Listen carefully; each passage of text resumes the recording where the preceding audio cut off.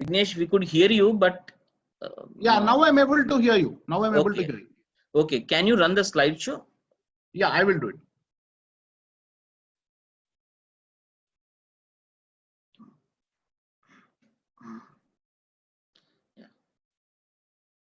Yeah, fine. So we'll commence.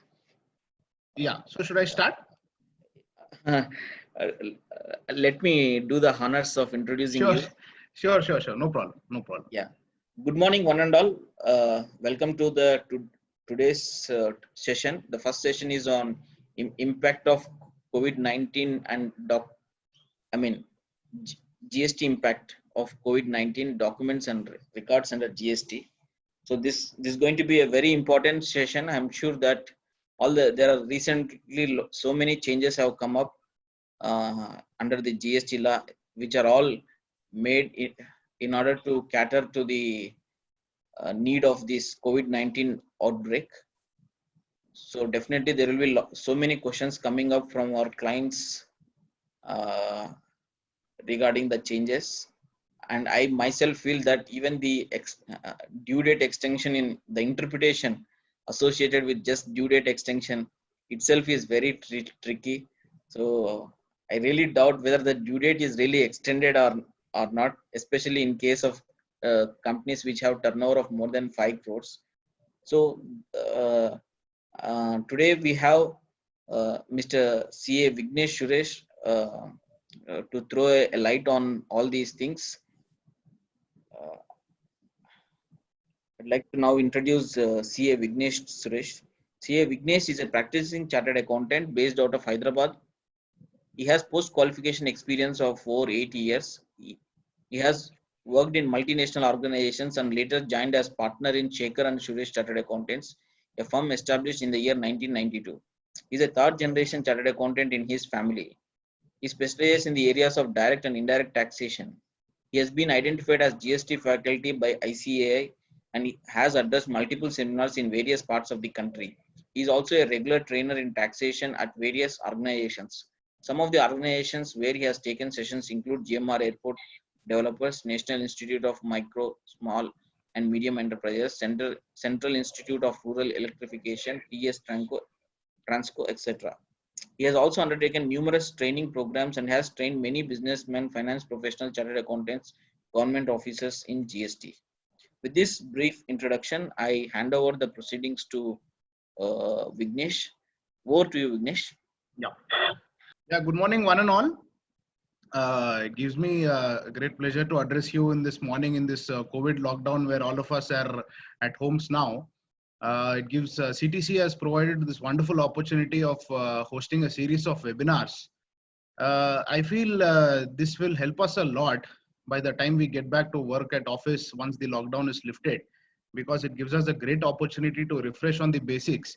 And GST being an ever-changing law where notifications and circulars keep coming the every alternate day. So here it is very important for us to stay updated so that we make sure that whatever advice we give to the clients are correct, and whatever advice we give to them is as per the current amendments and this thing. So the topic which is given today to me is of great importance because starting from, in fact, now itself, people we are working from home as well. We need to know as to what are the various benefits and incentives which the government has given us. What are the various advantages we have due to the relief measures which are announced by the government with regard to the GST. And also, I'm given the topic of documentation and records as to what are the various documents and records which are required to be maintained under GST, right? So these two topics are given to me, and in the time given to me, I will try to cover as much as possible so that you can take the value addition after the session. So firstly, I would like to start with the impact of COVID, because that is more important for us in the current thing. I'll just go through all the relief measures which the government has given. Post that, we will look at also the documentation and records and certain issues which are associated with it. And we can also subsequently take up the respective queries. So moving forward, in today's session, I would be covering all these things which are given. First is the whatever impact of COVID on GST, the government has taken measures with regard to the following. First is extension of due dates and waiver of late fee or interest, right? Late fee has been waived off, and interest also for some taxpayers has been waived off, and for some taxpayers it is at a reduced rate of 9%. Rule 36 sub rule 4 related changes. Now this is one of the most controversial rule which has been bothering all of us ever since it has come, the 110%, the 10% provision. So I will look at what exactly that rule is. I will not go into the controversies associated with that rule. I will just look at the amendment which has been done with regard to COVID impact with respect to that rule. Then we look at the changes for the composition dealer. What are the respective changes which are happened? Then we look at the extension in due dates for issuing the notices, that there's a generic extension which is given. E-way bill related changes, validity of the e-way bill if it falls within the period of the lockdown, what exactly has happened to that. Then the recent circular which has been introduced, circular 137/2020 with regard to the clarifications issue. See, I had completed preparing my PowerPoint presentation.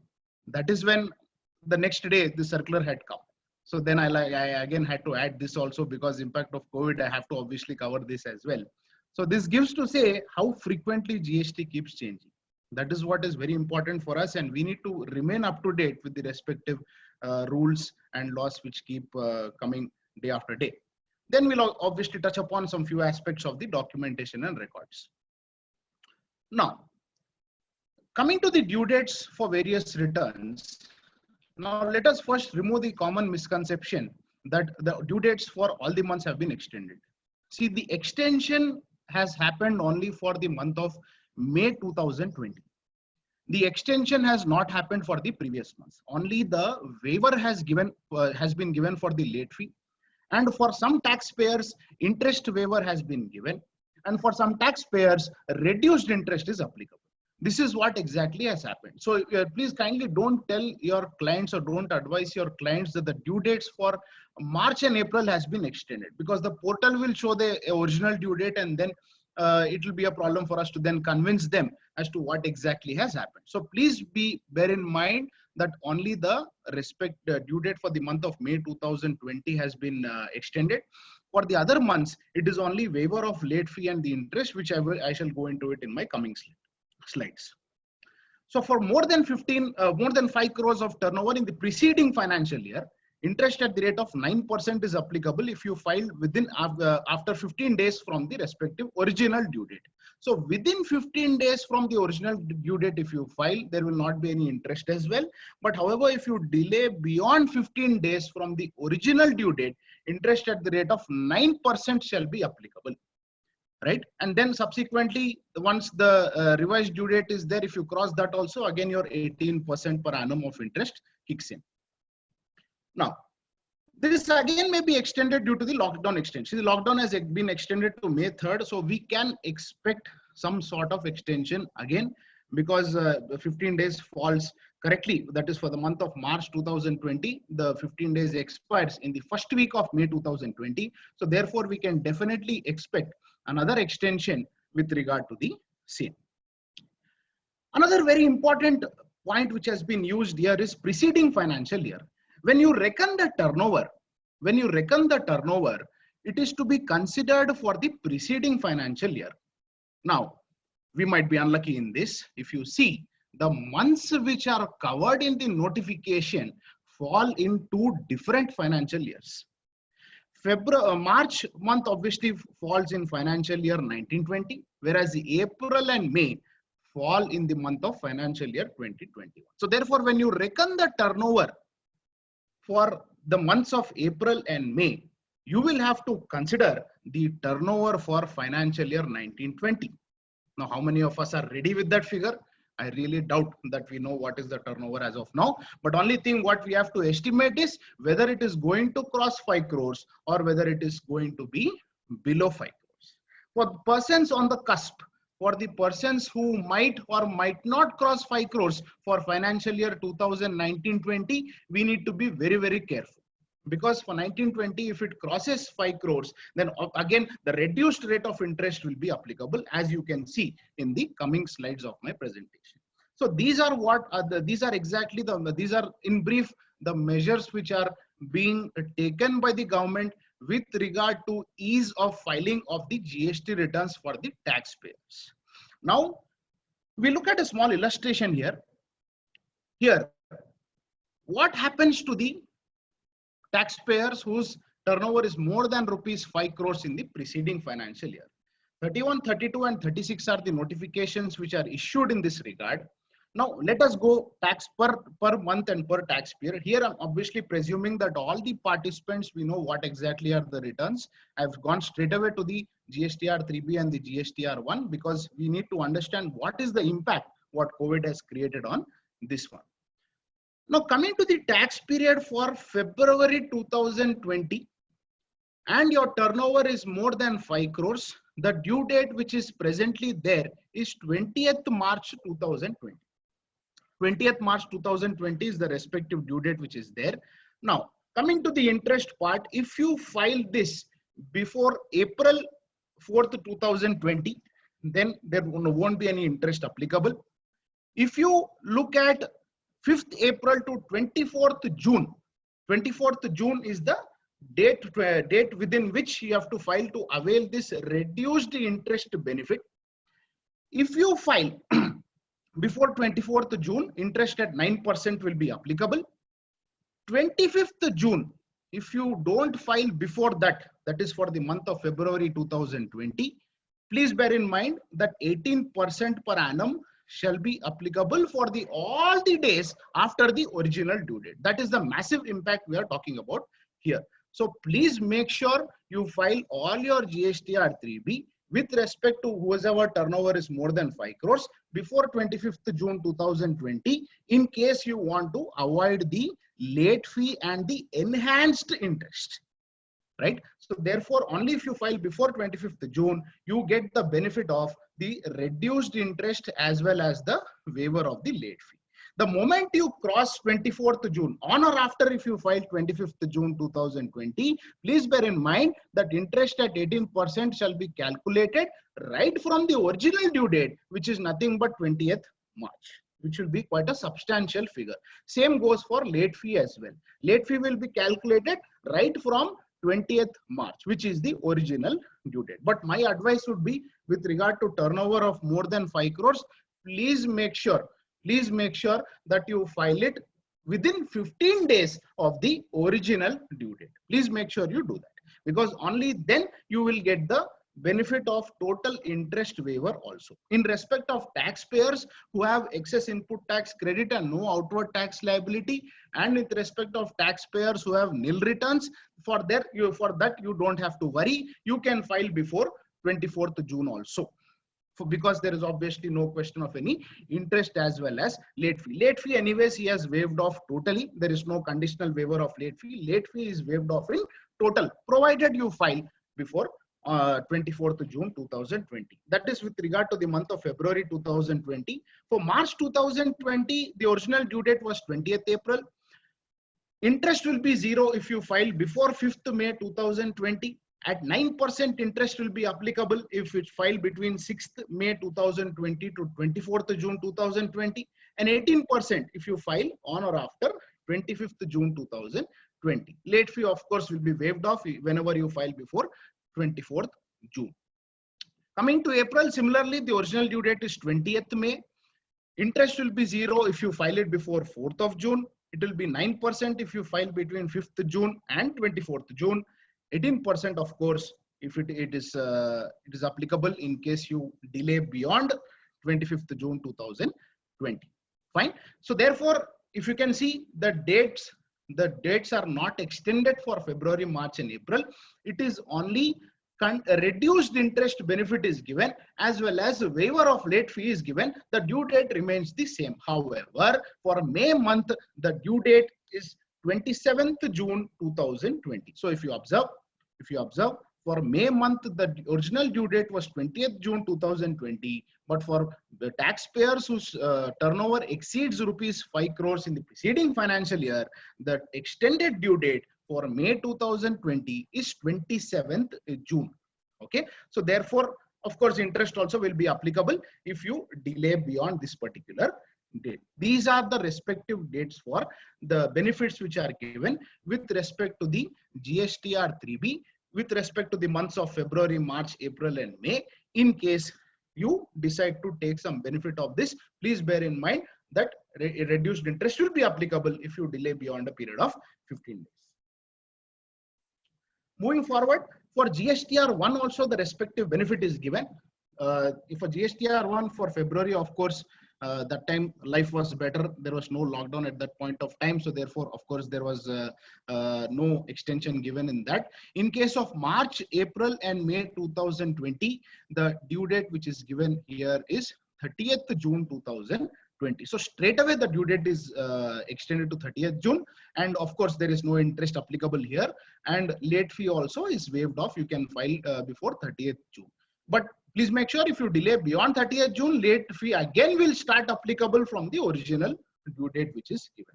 So please make sure that you comply with these dates well on time to avoid hardship to the taxpayer. Now we come to the turnover for the taxpayers whose turnover is between 1.5 crores to 5 crores. If the turnover falls within this limit, then what has happened? Again, the same thing here. Extension is not given for February, March, and April 2020. Interest also is not applicable for such taxpayers whose turnover falls between 1.5 and 5 crores in the preceding financial year. You can forget about interest. Interest is not applicable. There is no scope of any differential understanding here. Straight away, interest is not applicable. But again, here if late fee is waived off, again if you file before the respective due date. So let us look at what the due dates are given here for February 2020. The due date which is given is 22nd March 2020. This is the original due date. I'm looking at the state of Telangana only here. Telangana and Andhra Pradesh comes at 22nd of the next month, whereas for some set of states it becomes 24th. The list of states you can access in the respective places. So therefore, I'm focusing only on Telangana and Andhra Pradesh here. If you see, the due date will be, original due date is 22nd March. Now it is extended to 29th June. Right. Similarly, again, please make sure that you do the compliance before 29th June. If you do not do the compliance before 29th June, again, the respective interest and the late fee applicable will the time will start ticking from the original due date. So that will again be a substantial impact. Please make sure the extended due dates are correctly complied by the taxpayer. With regard to March 2020, also the date remains the same. For April 2020, 30th June is the date which is given. For the extended waiver, you can file the GST return without the interest and the late fee before this particular date. For May 2020, the due date is extended from 22nd June. It has extended to 12th July 2020. So 12th July 2020 is the due date which is given for the GSTR 3B for the May 2020 return, the GST return for May 2020. Again, this is again for the state of Telangana and Andhra Pradesh. For a separate set of states, whichever the due date is falls on the 24th of the next month, this date will be 14th July. For Telangana and Andhra Pradesh, it continues to be 12th July 2020. So these are the extension, these are the benefits which are given with respect to the taxpayer whose turnover falls between 1.5 to 5 crores. GSTR1, again, it is very similar to the taxpayers whose turnover is more than 5 crores. The extended date which is given is 30th June 2020. Please make sure you complete the respective compliance by then.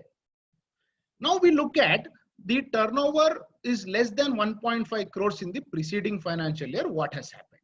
In this particular case, again, there is no interest at all. And late fee also will be totally waived off if you file before the following date. So therefore, for the tax period of February 2020, the extended benefit date which is given is 30th June.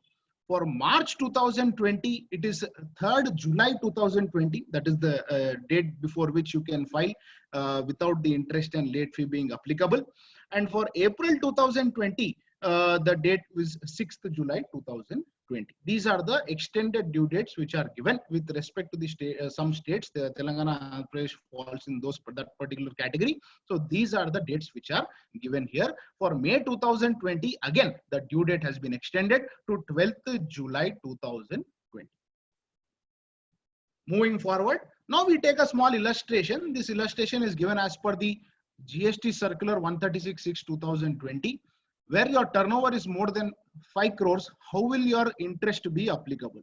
Now let us assume for the month of April 2020, for the month of March 2020, the date of filing the GSTR 3B is 2nd May 2020. So therefore, you will have a number of delay of 11 days.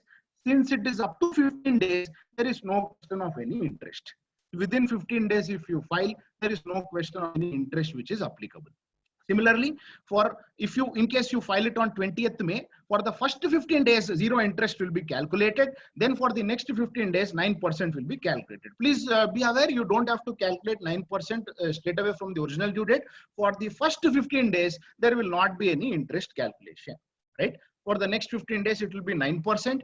Similarly, if you file it on 20th June, it will be 15 days, zero interest, 9% per annum for the next 46 days. Then if it is a 65 days delay, then if you file it on 24th June 2020, it will be zero interest for 15 days plus interest at the rate of 9% for 50 days. This is the interest impact in case you file on 24th June 2020. However, this is the worst case scenario. If you forget about these due dates as well and you file it before 30th June 2020, if you file your GSTR 3B on 30th June 2020, see here 18% per annum interest will be applicable for 71 days, which is straight away from the calculated from the original due date. So therefore, please be very careful that these whatever time period, the extended dates which has been given, I will not mention the word extended because technically it is not an extension. I will say maybe a beneficial due date, or you can say it as COVID due date or term it something like that. So if you file before that particular due date only, you will get the benefit. If you by mistake also forget about it and go beyond the due date, please be prepared for a massive impact of interest and late fee applicable to the respective taxpayer. So this was a small illustration which is given as per the circular also. Now, what are the issues which might arise in this on the interest waiver part of it? As I told you, the turnover limits for 2 different financial years has to be considered. For the period of February and March 2020, you will have to reckon the financial year for financial year 2018-19 related turnover. That's fine. You have that readily with you. That should not be an issue. For financial year 2019-20 turnover has to be considered with respect to the GST returns for April and May 2020. This is where you need to be very, very careful. Please make sure that you have an approximate turnover ready, or at least you know whether it is going to cross 5 crores or come below the 5 crores, because accordingly you can take the benefit. Now, if you assume it does not cross 5 crores and you take the benefit of the extended date, later once you finalize the statements for financial year 2019-20, you have realized that this turnover is crossing 5 crores, then there might be issues with regard to the calculation of interest and the enhanced applicability of interest. So therefore, incorrect assumption of turnover of 19-20 at a later stage, if there is any assessment with regard to your taxpayer, if you have assumed it to be below 5 crores, later it is crossing 5 crores for financial year 19-20, then the excess interest will definitely be applicable. So please make sure that you have an approximate figure ready, and you make sure that, of course, that figure is correct. At least below 5 crores or above 5 crores, kindly make sure you know this particular date before you file the return for April 2020. Fine. So these are some issues with regard to the interest waiver. Now we come to the due dates for the composition taxpayers. So now composition taxpayers, there are the benefits which are given. It's fairly simple, which is summarized in this respective table. Now, CMP 02 was an intimation if anyone wants to opt for the composition scheme with respect to the financial year 2020-21, you would have ideally had to file the intimation in CMP 02 before 31st March 2020. Now, this due date has been extended to 30th June. So this is definitely a big benefit for the taxpayers who want to opt for the composition scheme for the next financial year, that is financial year 2021. So therefore, please make sure this you have the extended time limit for opt for the composition scheme. Then you come to ITC03. ITC03 is basically a form whoever shifts from the regular scheme to the composition scheme, whichever input tax credit is available to him, for reversing that he will have to file this respective form. This existing due date is May 30th, 2020. Now again, this has been extended to July 31st, 2020. So ITC3 related dates also have been extended. CMP08 is your quarterly return, what you file for the composition taxpayer for the payment of the tax per quarter. January to March you had to file before 18th April 2020. Now the revised due date is 7th July 2020 for your regular form CMP08, that is the quarterly return. Now GSTR 4 for 1920. Please be aware of one thing. GSTR 4 earlier was your regular quarterly return which was used for the composition taxpayers. That time the annual return which is required to be filed by the composition taxpayer was to be done in a form called GSTR 9A. Now GSTR 9A is no more applicable for financial year 1920. GSTR 4 needs to be filed, which is nothing but the annual return. For that, the due date is April 30th. Now it has been extended to 15th July 2020.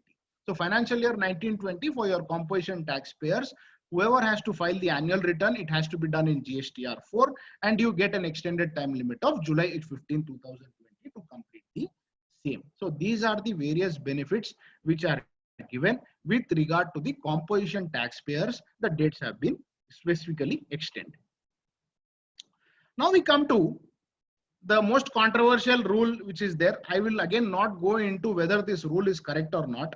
I don't want to go into that discussion. It will be taken by the person who deals with the income tax, the faculty who is going to cover the topics related to input tax credit. I am just going to cover what is the proviso which is added and what is the benefit we have due to this particular proviso.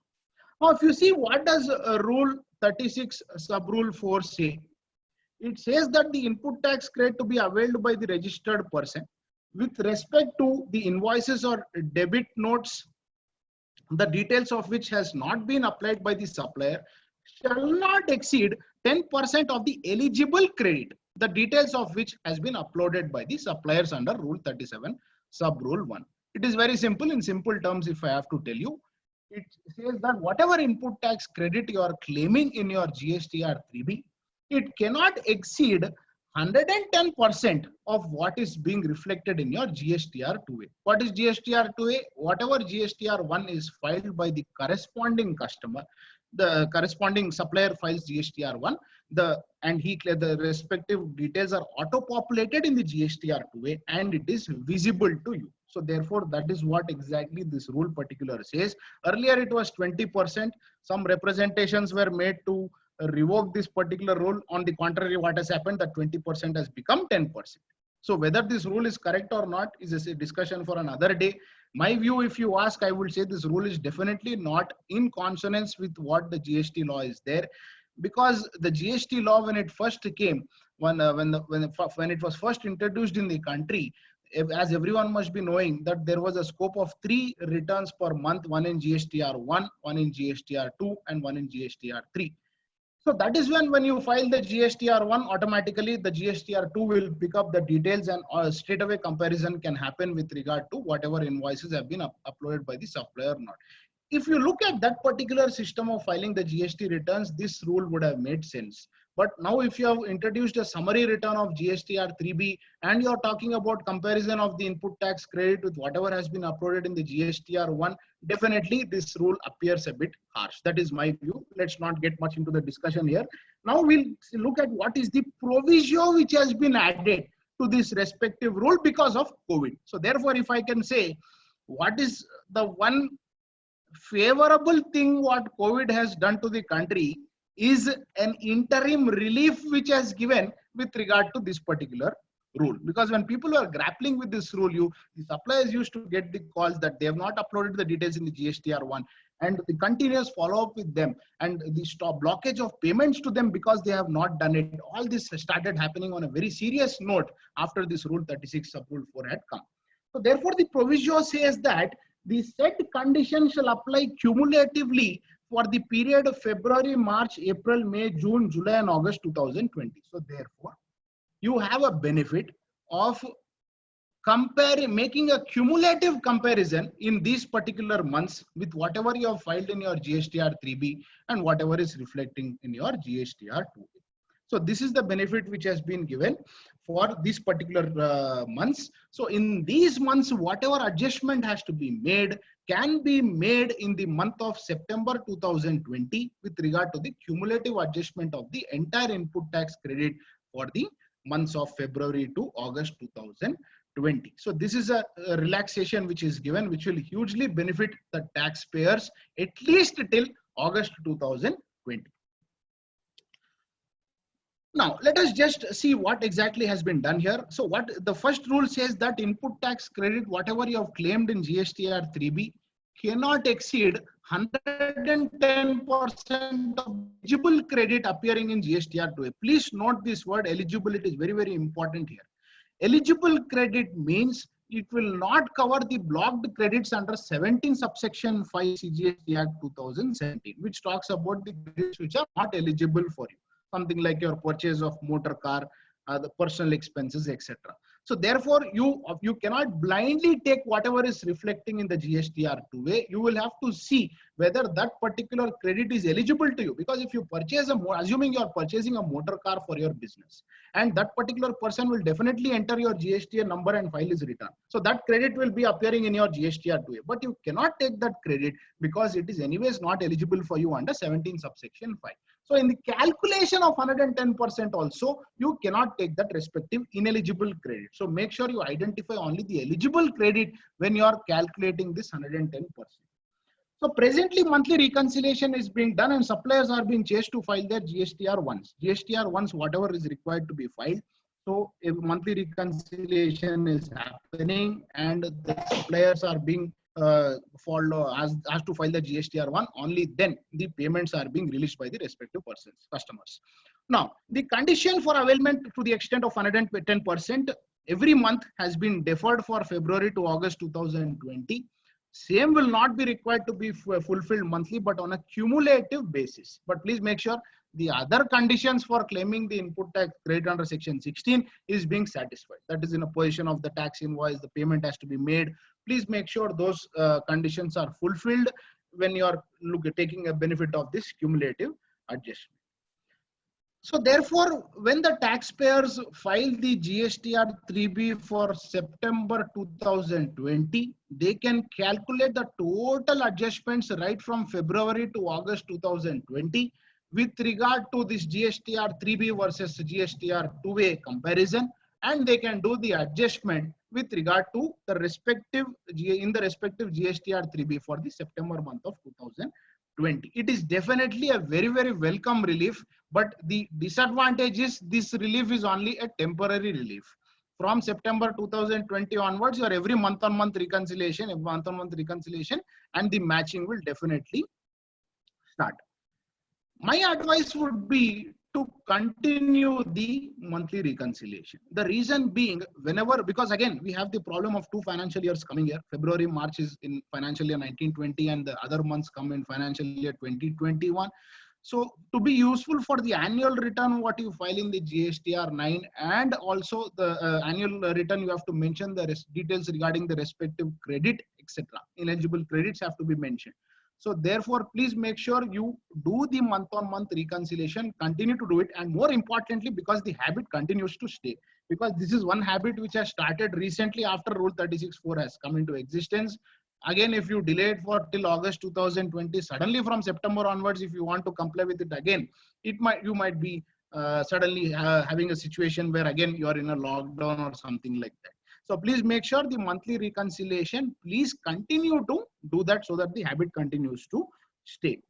Now I have observed that there is a practical difficulty for the taxpayers who have opted for quarterly filing of GSTR 1. Experts like Money and even other participants you might throw your views in this regard. If you see the benefit of this rule, the cumulative adjustment for Rule 36 has been given only from February 2020. Now, what happens to the GST filers of Jan to March 2020? Now, for January month, he has to file his GSTR 1. So therefore, if any invoice is not being reflected to the respective customer, he will definitely ask the respective taxpayer to file the quarter GSTR 1 for the respective quarter, because the cumulative adjustment benefit is not available to January. So therefore, quarterly filers of GSTR 1 will have this issue. It is better for them to file it as per the respective due dates which is given. So therefore, that is one practical difficulty I envisage from my point of view with regard to quarterly filers of GSTR 1. Now, there is a small illustration of how this cumulative adjustment will work. If you look at this particular table, you can see that the months from February and February to September have been captured here. Now, I'm covering only the eligible ITC in the 2A. Assume that all the ITC is eligible to us. The total ITC as per the GSTR 2A which is available to you is 7 lakhs. And whatever ITC you have claimed in your GSTR 3B, that total comes to around 7,78,000. Now, if you see 110% of 2A, 110% of 2A, it comes to 7,70,000. So therefore, the reversal, the cumulative reversal which has to be done is 8,000 rupees. If you observe this, there are respective reversals in the month of February, March, and May 2020. But due to the other lesser credit being claimed in GSTR 3B for the other months, the cumulative net adjustment comes to around 8,000 rupees. That is what has to be done in the GSTR 3B for September 2020. This is a small illustration which you can envisage how this ITC 3B versus 2A will work for the coming months, the benefit of which it is given. That is nothing but from February 2020 to August 2020. Moving on, certain issues, again, what I'm foreseeing here is, now, these are questions. We just have to ponder and see what are the answers which are applicable to this. Now, the government has said that cumulative reversal can be done in September 2020 GSTR 3B. So my issue here is, what about the interest? Will interest be applicable with respect to the corresponding months, or will interest also be waived off? There's no clarity with regard to the same. So this is something like hanging sword to us. If you do the cumulative reversal, assuming you do the reversal of April 2020 in September 2020, will interest be applicable on that? So there is no clarity with regard to the same. And as I previously mentioned, Jan to March quarterly filers of GSTR 1 will have some issue, and it is advisable for them to file it on time. Then, of course, disclosure of credit reconciliation in 1920 and 2021 is important, because since months for respective financial years, please for that respective month you file the respective GSTR 1, and you have the respective details with regard to reversals, if any. So final conclusion is, month-on-month matching is inevitable because of the respective issues involved. My suggestion is to continue the habit of the monthly reconciliation, so that you have it ready, you have the workings ready whenever you file the respective annual returns for the respective financial year. So that was with regard to Rule 36. Maybe with regard to this, now we'll have to find suitable solutions for this in the course, once the lockdown is lifted and in the course of the coming future. Now, another simple amendment here is e-way bills validity extend. Whichever e-way bills are issued between 20th March and 15th April 2020, the respective e-way bill, the validity is extended to 30th April of 2020. Now, this date also is most likely to be extended because the lockdown is extended. So therefore, we can hope for further extension as well. Again, a general extension for the compliances which is there, which whenever the time limit by any authority which falls between these respective dates, then such time limits shall be extended to 30th June. Again, there are some inclusions given here and some exclusions given here. We'll look into both now. So whatever time limit which falls between 20th March to 29th June, it is extended to 30th June 2020.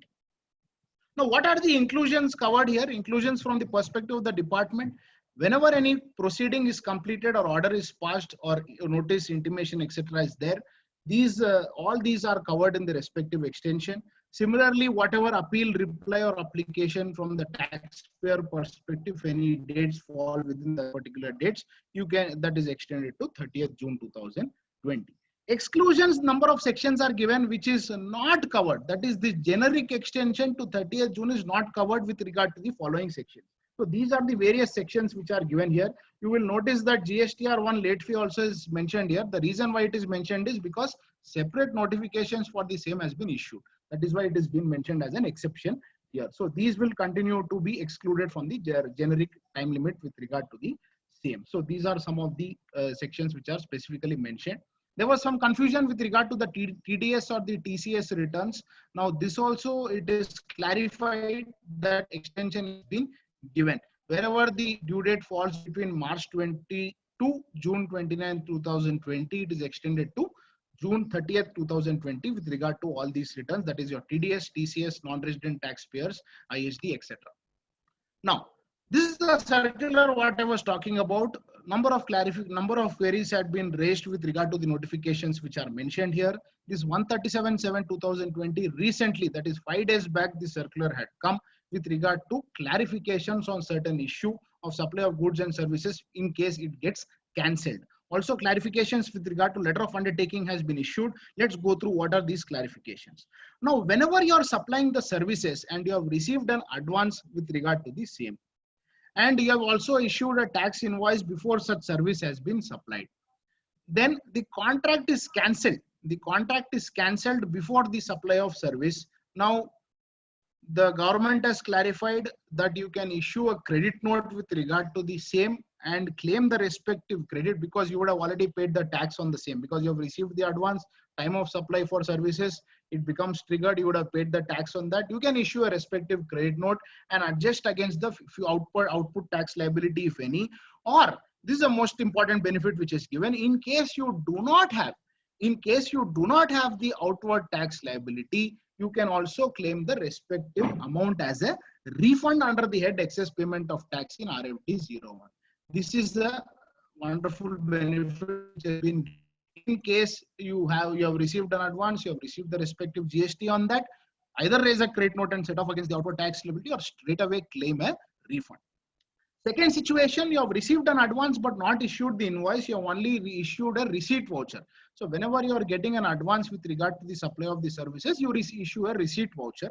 In that you mention all the respective details, etc. The GST number of the person and the address, your HSA, SAC code and all of that. And in case this particular contract also is cancelled, you can either issue a refund voucher under the GST, or you can file thereafter you can file the refund claim with regard to this under the excess payment of tax. So therefore, if you have received any advance from a person, you refund that advance to him, please refund the GST as well, because the government is granting you the refund of the GST as well.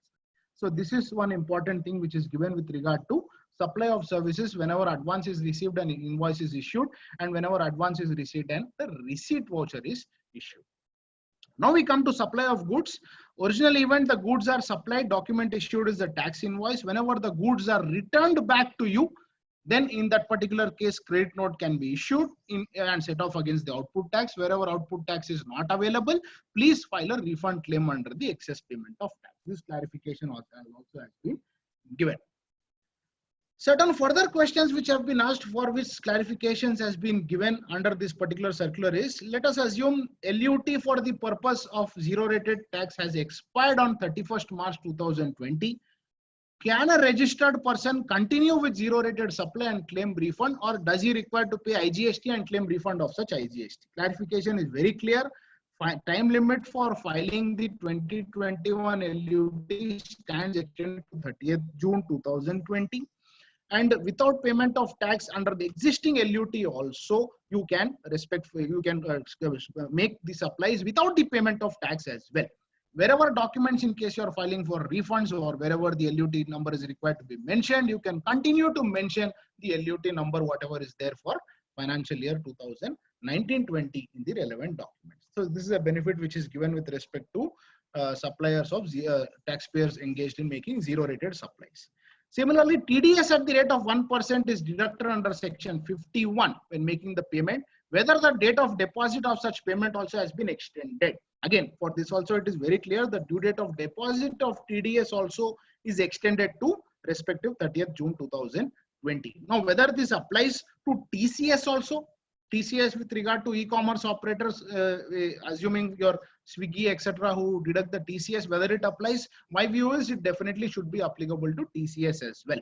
So this date also has been extended to 30th June. No interest also is required to be charged in case the TDS is deposited before 30th June 2020. Now, the last date for application of refund expires on 31st March. Can an application for refund still be made before 29th July to 29th June, that is 2020, whether that can be done? Now, here what has happened, the concept of relevant date, I think yesterday a speaker covered the topic with regard to the refunds. The relevant date, the law says that within 2 years from the relevant date, you can make the refund. Now, when you calculate that particular 2 years and it falls and it expires on 31st March, can it still be made? Again, here also the clarification is given. Any compliance, whichever is there, this falls under that, and 54 is not mentioned as an exclusion in the exclusion slide what we covered earlier. So therefore, this date also is extended to 30th June 2020.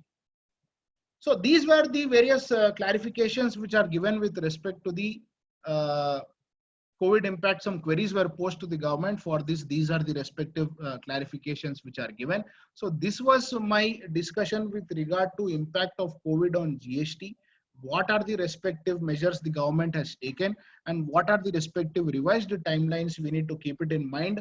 I hope you have got the gist of it. In case of any questions, please post it in the Q&A so that we can discuss it separately. Maninder, do we discuss the Q&A for this now and later come to the documents, or shall we take everything at once?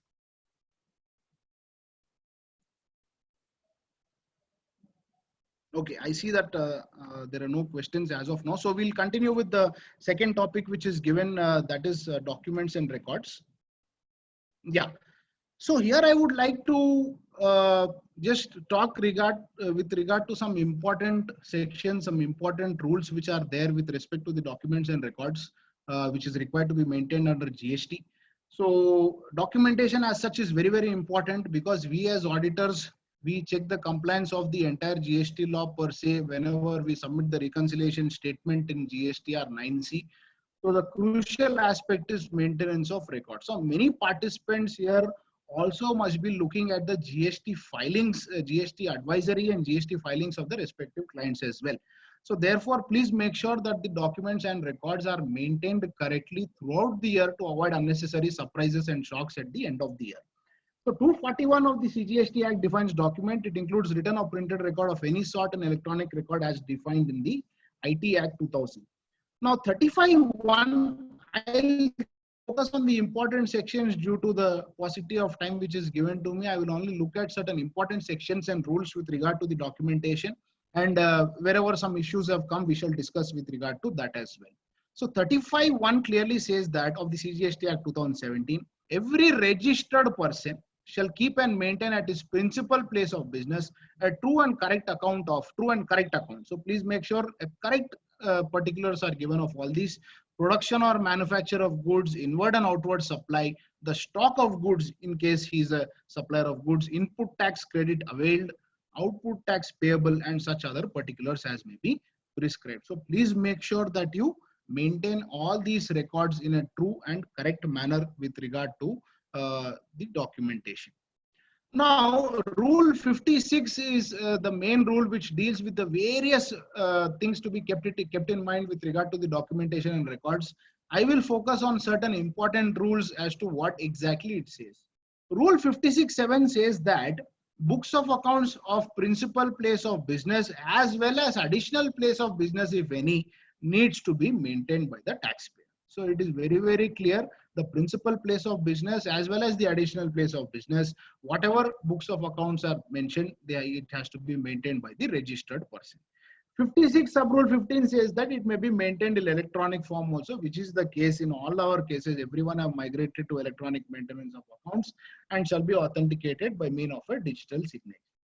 56(1) says that every registered person shall maintain a true and correct account of the goods or services imported or exported, also supplies attracting payment of tax on reverse charge. What are the various documents which you have to maintain? The invoices, the tax invoices which issue with regard to the supply of the goods or services, bills of supply, again the documents which have to be issued by a composition taxpayer or a supplier of exempted goods or services. He needs to issue a bill of supply, delivery challans, credit debit notes, receipt vouchers. Receipt vouchers, in case you are receiving any advance for the supply of service or supply of goods, you need to issue the receipt voucher. Payment vouchers with regard to the reverse charge mechanism whenever you make the payment of tax, and refund vouchers whenever you are refunding any particular amount to the respective supplier. So these are the respective customers. So these are the various documents which you have to maintain under Rule Sub Rule 1, and we as auditors, we need to certify, we need to check whether all these documents are maintained in a proper basis. This one issue I have encountered at the time of GST audit with regard to the issue of the receipt voucher. Now let us assume a taxpayer supplies engineering equipment and he also provides the engineering and installation services. Now this mixed and composite supply yesterday has been dealt in detail by Tirmalai sir. So here in this case, this will not fall under mixed or composite supply, because the engineering and installation services is an optional service which the supplier is offering to the respective customer. So therefore, in this particular case, when the purchase order is given, it mentions the details of all the goods which are supplied by the taxpayer, and it also mentions the respective services which are supposed to be given by the taxpayer as well. So therefore, it is not a mixed or composite supply, that is for sure. This is clearly supply of goods and supply of services, but it is mentioned in a single purchase order. Now, I have noticed in the course of my audit, that an advance has been received by the respective taxpayer. The advance has been received by the respective taxpayer, but the taxpayer does not clearly demarcate whether this advance is for goods or whether it is for services.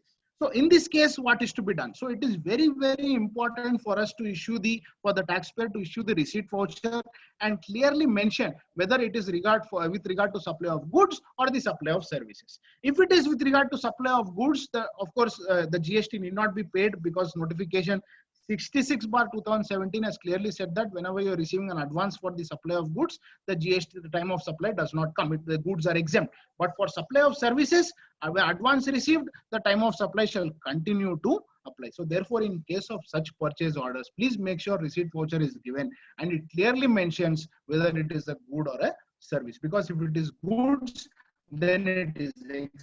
If it is services, then it is subject to tax with regard to the time of supply rules. So this is one issue which I had encountered with regard to issue of receipt voucher. So these multiple issues like this will arise in the course of an audit. So request everyone to check the documentation thoroughly whenever you're doing a GST audit. But the time available is less to us, and also you have clients telling that already the tax audit is done, already the company audit is done.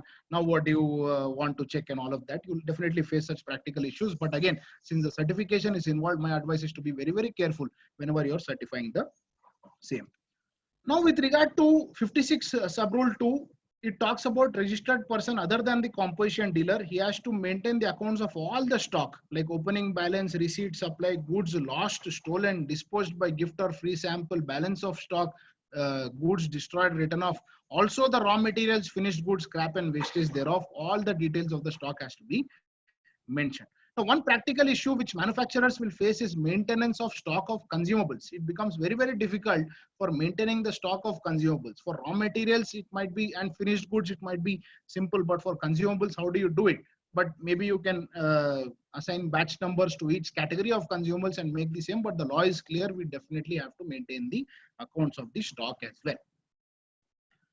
Now with regard to 35 subsection 6 talks about with regard to goods lost, stolen, destroyed, written off or disposed. Now 17.5H will be covered in the next session. Raghuram sir will be dealing with that, and you will look at what exactly 17.5H says, that ITC is not allowed with respect to these particular goods. Now subject to those provisions, if a registered person fails to account for the goods or services with regard to such goods, again the officer will determine the amount of tax payable. and provisions of 73, 74 for recovery of interest and penalties will apply in such particular cases. So therefore, this 56.4 we had covered with respect to taxpayers other than the composition dealers. Then entry in registered account documents, it shall not be erased or overwritten. This is very important. And in case it is maintained electronically, whichever entry is edited or deleted shall be maintained. Manufacturer specifically has to cover with Rule 56 sub Rule 12. He shall maintain monthly production. Quantitative details of raw materials has to be mentioned. Challenges will definitely be faced with regard to maintaining records of consumables and byproducts by the respective manufacturer. For owner or operator of godown or warehouse, again, he shall maintain all the records of the consigner, consignee, and the relevant details in such manner as may be prescribed. So Rule 58, Section 35(2) read with Rule 58 prescribes the records with regard to whichever the owner or operator of godown or warehouse have to be maintained. Agent, again, whichever authorization he has given by the principal for supplying the goods or services, description, value, and quantity of the goods or services, details of the accounts which is furnished to the principals, tax paid on the receipts, etc., whichever is made on behalf of the principal, has to be maintained by the agent. So agent has to maintain all these records as per the GST rules which are given. Works contractor also, I would like to throw some light on it. What are the records to be maintained by the works contractor? He shall keep separate accounts for the works contract. Names and addresses of the persons for whom the works contract is executed, description, value, and quantity of goods or services received, whatever goods or services you are utilizing, payment what you are receiving, name and address of the supplier. So all these details have to be maintained by the works contractor as per the GST rules.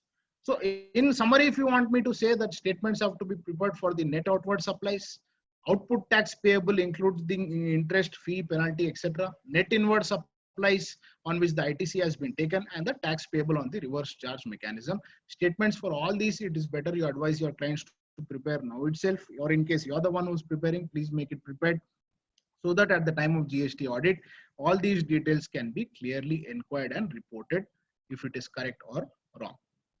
Net input tax credit, again, refund which is claimed, if you are claiming any refund, either if you are a zero rate supplier of zero rated supplies, or any excess payment of cash ledger, if you're claiming any refund, those details. Net outward supplies on which no output tax is payable, and no net inward supplies on which no ITC has been taken. So these are the various statements you are required to file. You have to keep ready in this particular thing, which is very, very important for us. Now, some issues let's take up with regard to documentation and records. Now, multiple books of accounts need to be maintained by the entity which has more than one GST number. So whichever entity has more than one GST number, it has to maintain additional books of accounts for each GST number, as well as for the principal place of business and the additional place of business. So therefore, account maintained, it will be repeated for each particular GST number. It is a very difficult task. So therefore, GST number has to be captured for that, so that easy extraction is possible whenever you want to access the accounts for each GST number. So that filter, it is better you give it. Accounting standards and other statutes. Now, whether or not these supplies are considered as supplies under accounting standards or not is secondary. In a GST, if it is a supply, you need to maintain the respective accounts for this. That is very, very important. You have to maintain details of all these supplies. Whether the accounting standards or other statutes consider it to be a supplies or no, it is not relevant for us. Similarly, stock transfers or permanent disposal of business asset without consideration. Now, this will be a supply under GST, but whether you will consider it as a supply in your audited books of accounts, obviously it will come under disposal of fixed asset. It will not hit your P&L account, that is the gross sale. So therefore, here books of accounts need to be maintained from the GST angle as well. So please make sure you have a proper clarity of how it is to be maintained as per your regular income tax and company law, and how it is to be maintained as per GST. Non-monetary transactions, another issue what you face. For non-monetary consideration, invoice document needs to be issued for this, and please make sure, even though the money is not involved, the invoice is issued for the same, so that you can easily track it whenever you require to do it. So this is also an important issue to be kept it in mind in case of non-monetary transactions, wherever the consideration is not in money. So GST versus presumptive taxation, if you want me to compare, this is a very important thing. For persons paying income tax under presumptive system of taxation, not required to maintain books of accounts, whereas GST law prescribes number of books of accounts and records, what course of action is available? So my here conclusion would be, even if your taxpayer is opted for the presumptive taxation, please make sure, and just because if his turnover is about 20 lakhs or 40 lakhs, obviously, in case in that particular case, if he's opted for the presumptive taxation, that does not absolve him from not maintaining the accounts as per the GST law. Maybe income tax law says that books of accounts need not be maintained, but as per GST law, he needs to continue to maintain the books of accounts, of course, if he's a registered taxpayer. Obviously, that is when the books of accounts will come into the picture. So with this, I conclude my presentation with regard to both the topics which has been given to me. We can take the questions if any now.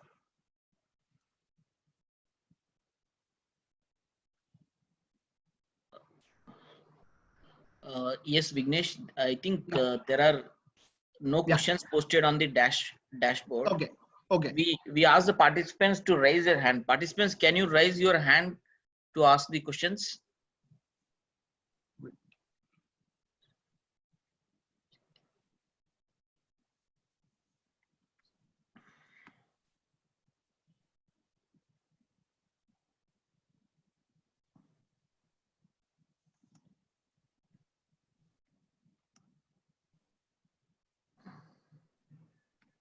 Yeah, we have one question from Sampath Reddy. Yeah. Sir. Yeah, good morning, manager and Shekharji. Good morning, sir. Good morning, sir. Yeah, yes, Vignesh, Shekhar Vignesh. This is, of course, it's a small doubt, basic one, but still, since it's an opportunity to discuss, we could discuss. Thing is that in case of export sales, like previous service tax regime, one of the client has received an advance, and continuously that was advance is lying in the books as a every month we are invoicing, they are sending the money, but end of the day, ultimately 1 month outstanding was there, advance outstanding. We need to set it up. That was without receiving foreign exchange in the GST regime. We have set it up. With this, can we get any problem of with the GST that this amount was not received now in foreign exchange? It was received in previously service tax regime. See, previous tax regime, you will not face any problem in GST. But again, maybe you might have some risk. You please make sure that provisions of the Finance Act 1994 service tax provisions are complied with. But since it is again received prior to the GST regime, there will not be any issue with regard to this. Okay. So to my just to add to what Mr. Vignesh has said, to my mind also, you have received the foreign exchange in advance. Whether you received in previous regime or in the current regime is not relevant. So since you are rendered the service during the GST regime, it is a transaction which is subjected to GST law. It is an export under GST law. Yes. And you can claim all the benefits associated with that export. And the time at which you have received the money is not relevant, sir. Okay. Yeah, the question is after the GST introduction also, we know nowhere we have shown that this advance was lying in books. See, Maninder, that's what he is telling is the advance was received prior to GST, but post GST there is no record where he has shown that this advance is lying with us. That was what he was telling. Exactly. There is no proof that this GST had come into existence. This amount was there in books and all. Since the tracking is not available, then maybe under GST you should not face any issue. Sir, you mean to say that you have not disclosed this amount in your GST GSTR1 advances and all? Yes. I think you can do that even now also. You can put it under the advance column and make the relevant adjustment at the time. At least by amending the return. Return relating to the month in which you have undertaken the export. You can still do that. As far as that is concerned. Even otherwise also, it is still an export of service. You can, barring procedural aspects, you can still take the benefit. Okay, okay. And it's already taken benefit, but still I'm just discussing. It's already considered and done it, but Okay. any issues will come like that. I'm just thinking. Okay, Okay. thank you. Thank you. We Right. have one question, Vignesh, Yeah, on I the can see dashboard. that Mr. Nagaraju sir has asked turnover previous year and the current year with regard to COVID conditional waiver. That's what, sir, as I mentioned to you, since the months which are covered falls in two different financial years. See, the turnover limit of that 5 crore or 1.5 to 5 crores or below 5 crores, the words preceding financial year is mentioned. So depending on the month of the in which you have to file the GST return, you have to adopt the respective financial year. For the months of February 2020 and March 2020, you need to take financial year 2018-19, whatever the turnover is there, that your due date shall be assigned. With regard to April and May 2020, you will have to arrive at the turnover of 2019-20 financial year. I know it is a very difficult task because the books of account might not be ready, but at least whether it is below 5 crores or above 5 crores, please make sure that you decide before taking the further course of action. Yes. Thank you, sir. So any other questions? Participants, can you please raise the hand?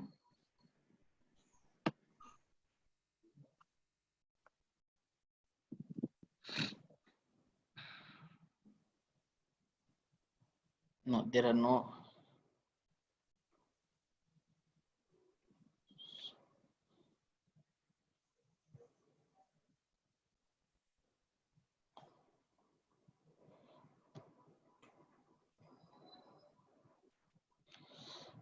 Now I think there is one question came. Oh, Yeah, no problem. okay. Just thanked you. Is Now it there in the dashboard? No. He just thanked yeah, you. I think Thanked that's you. just a thank you. Okay. Sure. Now I So any request. further questions? I know this impact of COVID, the respective amendment for it to be processed only will take some time. So in case any Yeah. queries with regard to that, feel free to email it to me or contact me. I've given my details. I shall be pleased to help you out.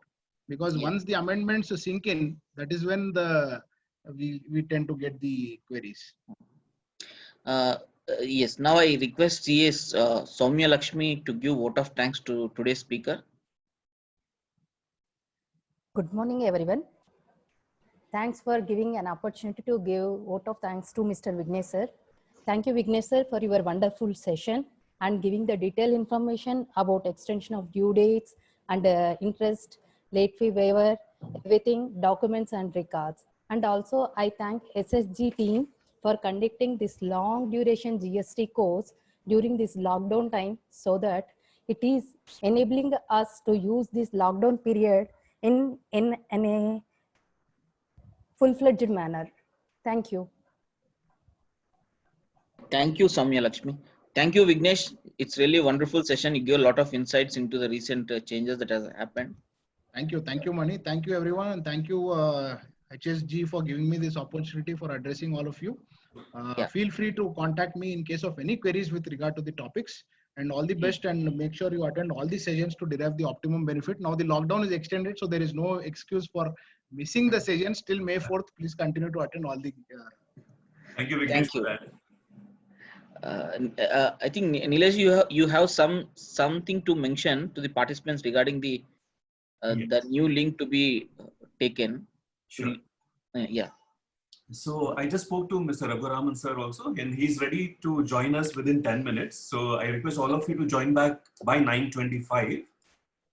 And as I had mentioned on the WhatsApp group, we need to log out from this meeting, and I have shared another link which you need to log in again into that link, which is sent from my personal ID.